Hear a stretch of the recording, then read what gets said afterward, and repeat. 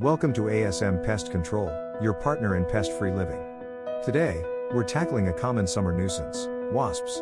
Spotting a wasp nest can be unsettling, but with our DIY tips, you can handle it safely and effectively. First, gear up with gloves, long sleeves, and a face mask.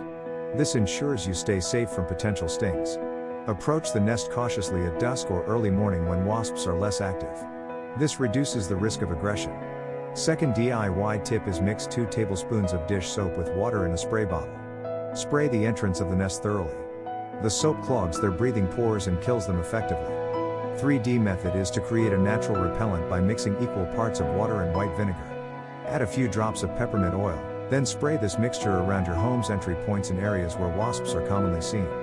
After removal, monitor the area for a few days to ensure no wasps return. If they do, repeat the spraying process. Remember, safety first.